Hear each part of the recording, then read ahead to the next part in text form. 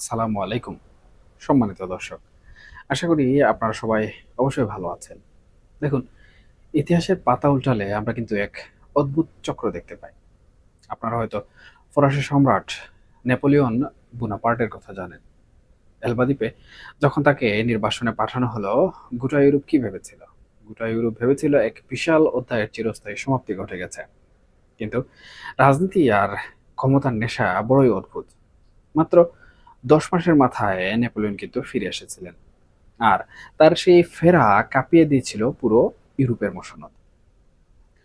দর্শক, আপনারা হয়তো ভাবছেন, আজ আমি হঠাৎ ফরাসি বিপ্লব কিংবা নেপোলিয়নকে নিয়ে কেন পড়লাম? দর্শক, কারণ রাজনীতির দাবার বুড়ের চালগুলো সবসময়ই প্রায় একই থাকে। শুধু সময়, প্রেক্ষাপট আর যে চরিত্রগুলো রয়েছে সেই চরিত্রগুলো এখানে বদলে যায়। আমাদের এই বদ্বীপের রাজনীতিও কিন্তু এখন ঠিক এমনই এক প্রত্যাবর্তনের ফিসফিসানিতে ছেয়ে গেছে।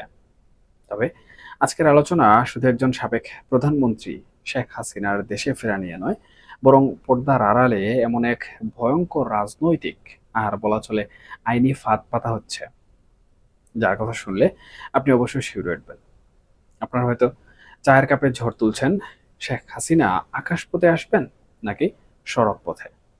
কিন্তু আমি আপনাদের আজ এমন এক সমীকরণের কথা বলবো, যা ঘুণাক করেও কেউ কিন্তু ভাবছে না।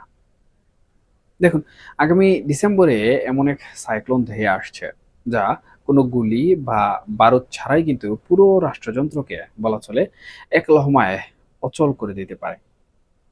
দর্শক, একটু ভালো করে কল্পনা করুন তো, কোনো ভাঙচুর নেই, কোনো ধরনের জ্বালাও পোড়াও নেই, রাজপথে কোনো স্লোগান কিংবা ব্যারিকেড নেই, চারিদিকে একদম শান্ত। কিন্তু হঠাৎ একদিন সকালবেলা দেশের প্রতিটি আদালতে যদি দেখেন কাতারে কাতারে মানুষ এসে হাজির, একজন দুজন নয়, গুনে গুনে 12.5 লাখ মানুষ। হ্যাঁ, ঠিকই শুনেছেন, 12.5 লাখ মানুষ হাসি মুখে আদালতের কাঠগড়ায় দাঁড়িয়ে বলছে, আমরা আত্মসমর্পণ করতে এসেছি, আমাদেরকে জেলে পাঠিয়ে দিন। দর্শক, বিষয়টা শুনতে যতটা সহজ মনে হচ্ছে, এর ভেতরের রাজনীতিটা কিন্তু ততটা সহজ নয়, বরঞ্চ ভয়ঙ্কর। গত 16 জুলাই, যেদিনটিকে আওয়ামী লীগ তাদের সভানেত্রীর কারাবন্দী দিবস এবং গোপালগঞ্জ গণহত্যা দিবস হিসেবে পালন করে, সেদিন এক ভার্চুয়াল সভায় শেখ হাসিনা অত্যন্ত আত্মবিশ্বাসী কণ্ঠে একটি ঘোষণা দিয়েছেন। তিনি বলেছেন, তিনি দেশে ফিরবেন এবং তার সাথে দলের লাখ লাখ নেতাকর্মী একসাথে আইনি প্রক্রিয়ায় আত্মসমর্পণ করবে।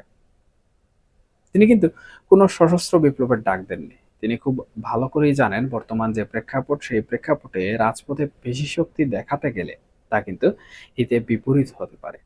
আর ঠিক এখানেই তিনি তার তুরুপের যে তাস, সেই তাসটি কিন্তু অত্যন্ত সূক্ষ্মভাবে চেলে দিয়েছেন। আপনারা যদি একটু তলিয়ে দেখেন, তবে বুঝবেন এই 12.5 লাখ মানুষের আত্মসমর্পণের ঘোষণা আসলে নিছক কোনো আবেগপ্রসূত কথা নয়। এটি একটি সুপরিকল্পিত মনস্তাত্ত্বিক এবং লজিস্টিক্যাল স্নায়ুযুদ্ধ। দেখুন, আমাদের দেশের কারাগারগুলোর অবস্থা একবার চিন্তা করুন। সারা দেশে 68টি কারাগার রয়েছে। সরকারি হিসাব মতেই এই কারাগারগুলোতে সর্বোচ্চ 45 থেকে 50,000 বন্দী রাখার ধারণ ক্ষমতা আছে। বর্তমানে সেখানে হয়তো ধারণ ক্ষমতার চেয়ে অনেক বেশি বন্দী এই পরিস্থিতিতে গাদাগাদি করে রাখা হয়েছে। কিন্তু এই কিন্তুতেই লুকিয়ে আছে আসল খেলা। সে যেদিন 12.5 লাখ মানুষ একদিনে দেশের বিভিন্ন আদালতে গিয়ে জামিন চাইবে এবং তাদের জামিন না দিয়ে বলবে যে আপনাদের জেলে দেওয়া হলো, তখন কি ঘটবে? প্রশাসন এই বিপুল সংখ্যক মানুষকে গ্রেফতার করবে কিভাবে? তাদের আদালতে নেয়ার মতো প্রিজন ভ্যান কি আদৌ রাষ্ট্রের কাছে আছে? নেই। তাদের জেলে পাঠানোর নির্দেশ দেওয়ার পর সেই জেলখানায় তিল ধারণের ঠাঁই কিন্তু থাকবে না। সরকার যদি তাদের গ্রেফতার না করে কোনোভাবে জামিন দিয়ে দেয়, তবে সেটি হবে রাজনৈতিকভাবে আওয়ামী লীগের জন্য এক বিশাল নৈতিক বিজয় এবং তারা বলবে সরকার ভয় পেয়েছে। আর যদি সরকার কঠোর হয়, কোনোভাবে বাধা দেয় বা বল প্রয়োগ করে, তবে মুহূর্তের মধ্যে কিন্তু আন্তর্জাতিক মিডিয়ার মধ্যে খবর ছড়িয়ে পড়বে যে বাংলাদেশে বিরোধীদের আইনি অধিকারটুকু বর্তমান সময়ে দেয়া হচ্ছে না। অর্থাৎ এমন এক চক্রব্যূহ তৈরি করা হয়েছে যেখান থেকে আসলে বের হওয়ার কোনো সহজ রাস্তা বর্তমান তারেক রহমান সাহেবের নেতৃত্বাধীন সরকারের সামনে কোনোভাবে খোলা নেই। সুপ্রিয় দর্শক, এখন আপনাদের মনে স্বাভাবিকভাবেই একটা প্রশ্ন জাগতে পারে।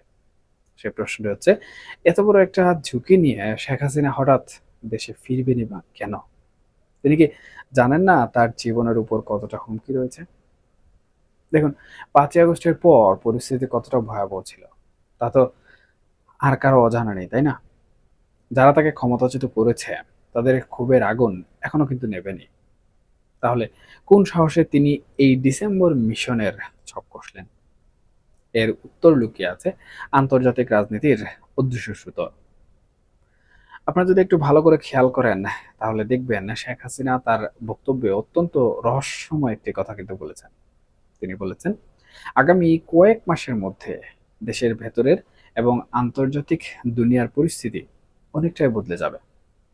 এই বদলে যাওয়ার ইঙ্গিতটা আসলে কি, এবং তিনি এখান থেকে কি বোঝাতে চাইছেন, এই বিষয়টা কিন্তু আমাদেরকে অবশ্যই মাথায় রাখতে হবে এবং অত্যন্ত সূক্ষ্মভাবে বুঝতে হবে।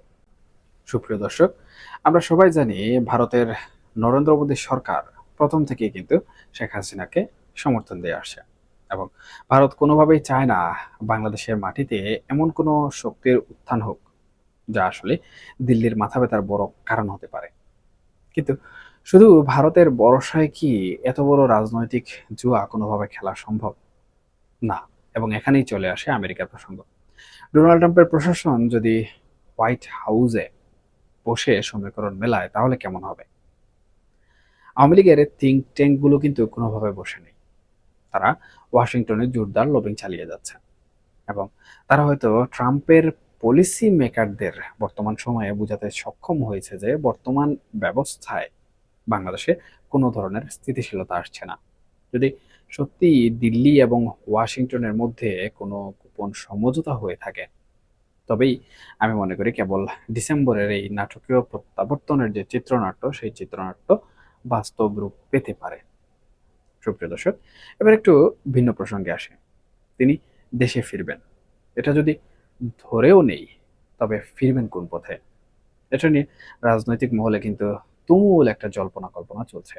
অনেকেই বলছেন ভারত হতে তাকে একটি বিশেষ চার্টার্ড বিমানে করে সরাসরি ঢাকা এয়ারপোর্টে নামিয়ে দেবে।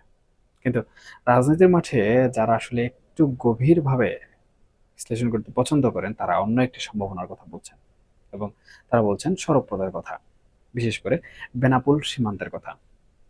সুপ্রিয় দর্শক, আপনারা নিশ্চয়ই খেয়াল করেছেন ভারতের নতুন যে হাই কমিশনার সম্প্রতি ঢাকায় এসেছেন, তিনি কিন্তু বেনাপোল স্থলবন্দর হয়ে বাংলাদেশে প্রবেশ করেছেন। এটা কি নিছকই কোনো কাকতালীয় ঘটনা, নাকি এটি অন্য হিসাব দেখাচ্ছে? দেখুন, কূটনীতিতে কাকতালীয় বলে আসলে কিছু নেই। হয়তো পুরো রুটটির নিরাপত্তা ব্যবস্থা এবং আনুষঙ্গিক যে পরিস্থিতি, সেই পরিস্থিতি পরখ করে দেখার জন্য এই পথটি বেছে নেওয়া হয়েছিল। এবার একবার চোখ বন্ধ করে দৃশ্যপটটি ভালো করে কল্পনা করুন। শেখ হাসিনা বেনাপুল হয়ে সড়ক পথে বাংলাদেশের মাটিতে প্রবেশ করলেন। তার গাড়ি ভরে এগিয়ে চলেছে ঢাকার দিকে। আর পথে পড়বে সেই বিখ্যাত পদ্মা সেতু, যে সেতু তিনি দেশি বিদেশি শত বাধা উপেক্ষা করে নিজের জেদে নিজের হাতে তৈরি করেছিলেন। রাজনৈতিক মনস্তত্ত্বে এর চেয়ে বড় কোনো অস্ত্র আর কিন্তু হতে পারে না। নিজের তৈরি করা শ্রেষ্ঠ স্মারকের উপর দিয়ে যখন তিনি ফিরে আসবেন, তখন তার যে নেতাকর্মী বা সমর্থক, সেই সমর্থকদের মধ্যে যে আবেগের বিস্ফোরণ ঘটবে তা সামাল দেয়া কিন্তু কোনো প্রশাসনের জন্যই সহজ হবে না, এবং আমি মনে করি এটি এক কথায় দুঃসাধ্য ব্যাপার হয়ে দাঁড়াবে। কিন্তু এখানেই গল্পের শেষ নয়। গল্পের সবচেয়ে জটিল এবং রোমাঞ্চকর অধ্যায়টি শুরু হবে তার এই দেশে পা রাখার পর। ধরে নিলাম তিনি এলেন, কিন্তু তিনি থাকবেন কোথায়? তাকে কোথায় রাখা হবে? দর্শক, তাকে তো আর ১০ জন সাধারণ বন্দীর মতো ঢাকা সেন্ট্রাল জেল বা কাশিমপুর কারাগারে কোনোভাবে রাখা যাবে না। কারণ আন্তর্জাতিক আইন এবং ডিপ্লোম্যাটিক যে প্রটোকল, সেই প্রটোকল অনুযায়ী ভারত কখনোই তাকে এমন কোনো পরিস্থিতিতে বাংলাদেশের হাতে তুলেও দেবে না যেখানে তার জীবনের বিন্দুমাত্র ঝুঁকি থাকে। তিনি ভারতে কোনো সাধারণ বন্দী হিসাবে নেই, এটা আপনারা জানেন। তিনি সেখানে আছেন অত্যন্ত সম্মানিত অতিথি হিসাবে, এবং তার জীবন রক্ষার পুরো দায়ভার এখন কিন্তু দিল্লির কাঁধে। ভারত সরকার নিশ্চয়ই বাংলাদেশের সেনাবাহিনী বা বর্তমান যে কর্তৃপক্ষ রয়েছে সেই কর্তৃপক্ষের সাথে এমন কোনো নিচ্ছিদ্র চুক্তিতে উপনীত না হয়ে তাকে আসলে ছাড়বে না, যেখানে তার নিরাপত্তার শতভাগ গ্যারান্টি থাকবে, এবং তার যেখানে থাকার কথা সেই জায়গাটি সর্বোচ্চ নিরাপত্তা বেষ্টনীতে ঘেরাও থাকবে। তাহলে সেই জায়গাটি আসলে কোথায় হতে পারে? এমন প্রশ্ন কিন্তু ইতিমধ্যে আমরা দেখতে পাচ্ছি সবার মনস্তাত্ত্বিক চিন্তাধারায় এবং চায়ের কাপে ঝড় তুলতে শুরু করেছে। দর্শক, এই চরম স্পর্শকাতর মুহূর্তে রাষ্ট্রের দুটি সর্বোচ্চ পদের দিকে সবার নজর থাকবে, মহামান্য রাষ্ট্রপতি এবং সেনাপ্রধান। বর্তমান রাজনৈতিক বাস্তবতায় রাষ্ট্রপতির ভূমিকা নিয়ে অনেক কথা হচ্ছে। তিনি হয়তো পরিস্থিতির চাপে পড়ে এখন বিভিন্ন সভায় বিএনপির স্লোগান দিচ্ছেন, কিন্তু যারা আসলে তাকে চেনেন তারা খুব ভালো করেই জানেন তার ধমনীতে কোন রাজনীতির রক্ত বর্তমান সময়ে বা পূর্বে প্রবাহিত হচ্ছিল। তিনি মনে প্রাণে বঙ্গবন্ধুর আদর্শের একজন মানুষ।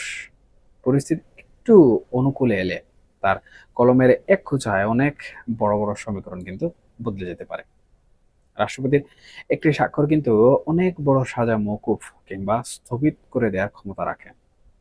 সুপ্রিয় দর্শক, অন্যদিকে সেনাপ্রধানের ভূমিকা হবে সবচেয়ে নির্ণায়ক।